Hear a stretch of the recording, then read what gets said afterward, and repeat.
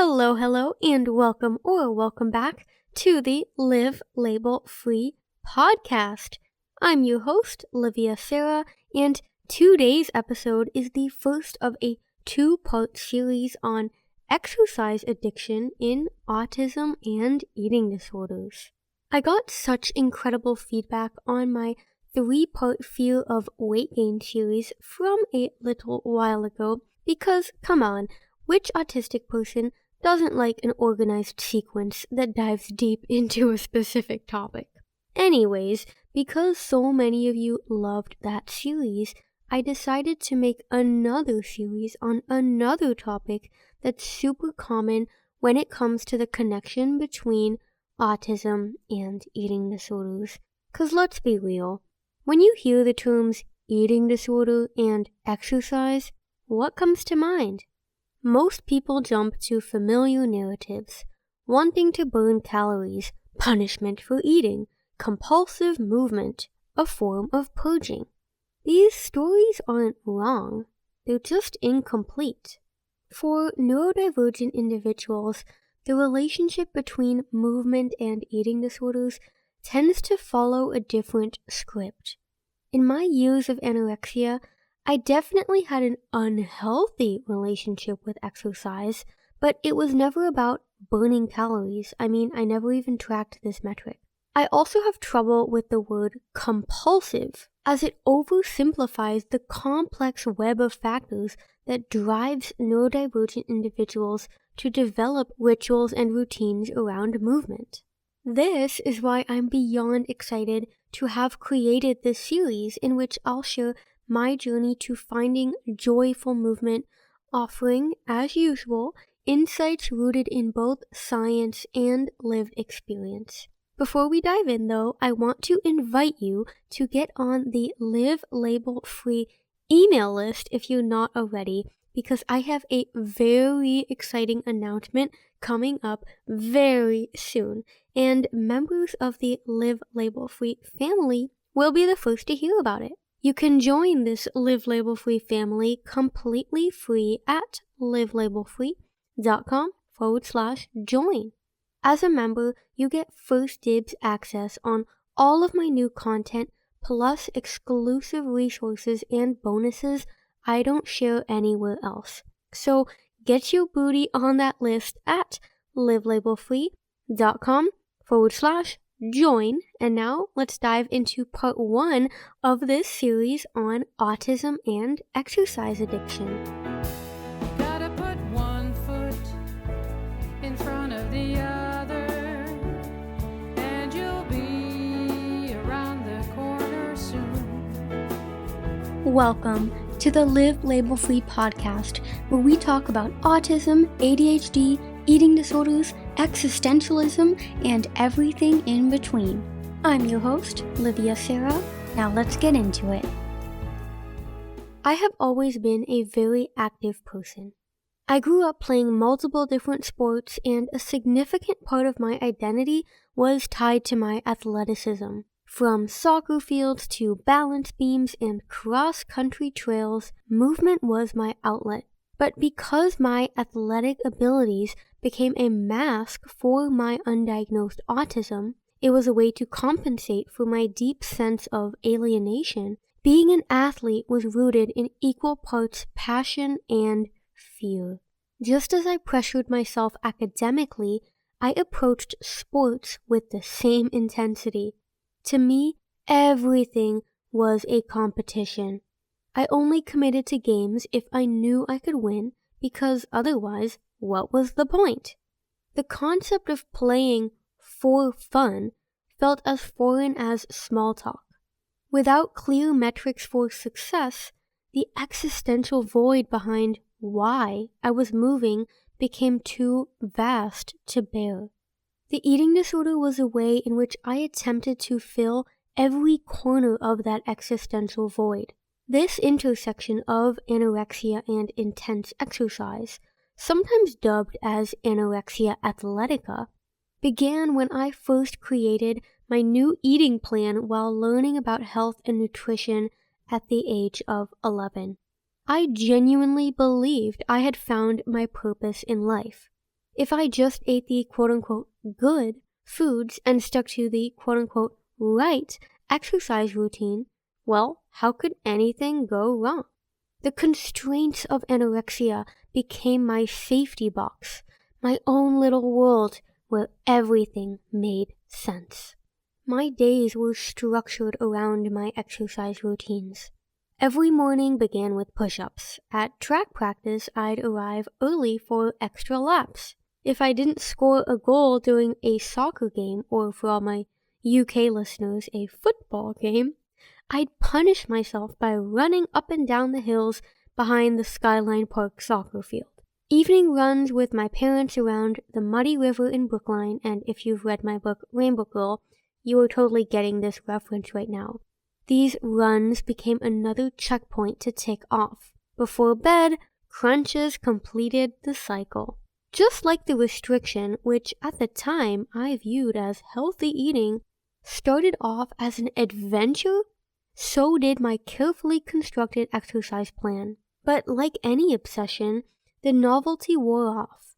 After a few months, movement began feeling more like a chore rather than an escape. I went to bed dreading the next day's exercises, and the combination of caloric restriction and overexertion left me exhausted. But beneath the fatigue ran a current of restless energy. I was literally running on adrenaline, my nervous system locked in fight-or-flight mode, and we will unpack the science behind this paradox in part 2 of this series, so stay tuned for that, and subscribe to the podcast wherever you are listening to be notified of when that episode releases. But back to the main episode. So with my nervous system in overdrive and my autistic perseverance in full force, nothing could stop me. So when my treatment team imposed an exercise ban, it only intensified my drive to move. Every chance I got, I would scurry off to the bathroom to do jumping squats, push-ups, or planks. I would run up and down the 3 flights of stairs at my high school between classes, and as soon as I got home, I would slam my bedroom door shut, and I couldn't roll out my exercise mat fast enough. Even inpatient treatment couldn't stop me. When I wasn't gaining weight after months of FBT, so family-based therapy, due to both secret exercise and hiding food, my parents and I were sat down in the doctor's office to be told that I, quote, needed more support than outpatient treatment could provide. Not surprisingly, I was admitted to an inpatient facility that same day. While the staff was designed to track our every move, I found my ways. I did planks under the duvet when it was time for bed. I took super long showers to do push-ups with my arms and legs straddling the bathtub edges. Yeah, picture that. And I even snuck out of the clinic in the middle of the night to run in the nearby woods. Looking back with the neurodivergent lens I have now, I can clearly see how family-based treatment, so FBT, also known as the Maudsley method, I have done whole separate podcasts on this, and I talk about this approach in my book Rainbow Girl as well. Yes, the FBT, the exercise ban, and the forced treatment, it all triggered my PDA, so demand avoidance, technically, but I prefer the term pervasive drive for autonomy, which is very common in autistic people with eating disorders. Being told what to eat, when to move, and that I couldn't be trusted to live at home was like waving a red flag in front of a bull. The more that the coalition tried to control my behavior, the more determinedly I resisted. Every act of rebellion was a way to assert my autonomy in a situation where I felt powerless. It was this behavior that led to a cycle of admissions and dismissals. With each new facility came new labels: treatment-resistant, defiant, manipulative, among others. After years of being bounced around like a pinball between treatment centers, I was eventually kicked out of the system entirely and sent home with the message that I was too complex, and I just had to accept the fact that I was never going to get better.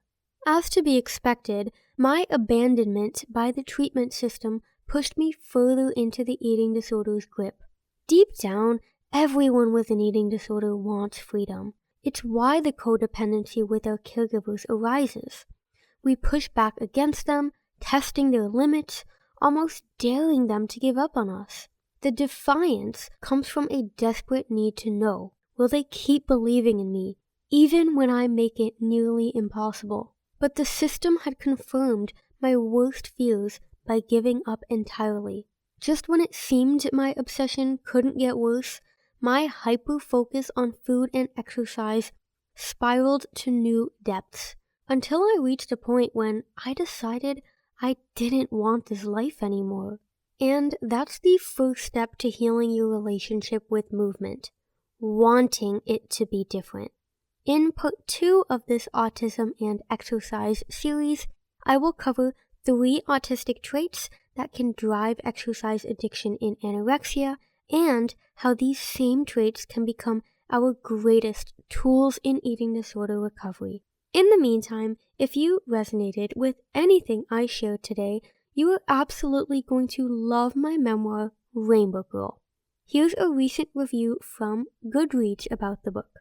Alana writes, "This was the first book I read of its kind, and while I didn't resonate with all of Livia's experience, because of course every individual's experience having anorexia nervosa is unique to them, as a recently diagnosed neurodivergent individual, I found myself relating to many of her experiences and thoughts. I still have yet to discern what is autism and what is my eating disorder, but books like hers help me better understand the way my brain works and helps me feel less alone. Highly recommend to anyone who suffers from an eating disorder, has a family, friend of someone with an eating disorder, or is an educator. It's helpful to see how a different brain isn't a defect or need to be pathologized. I have more respect for Livia after reading her memoir, and I am in awe of her resilience. It's truly remarkable." Oh my goodness, I read this before I was going to record this episode, but reading it out loud now, thank you so much, Alana. I do believe that you listen to the podcast, so if you're listening to this right now, I hope you know that you just put a huge smile on my face and gave my heart a hug, so thank you.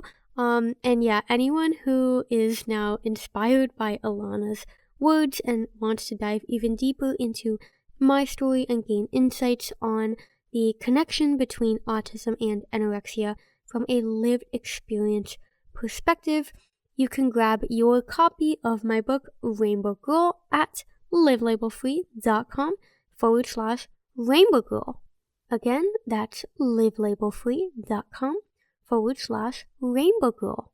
I can't wait for you to read my full story and, of course, to talk to you in the next episode. Bye-bye for now. Baby, just one foot in front of the other, and you'll see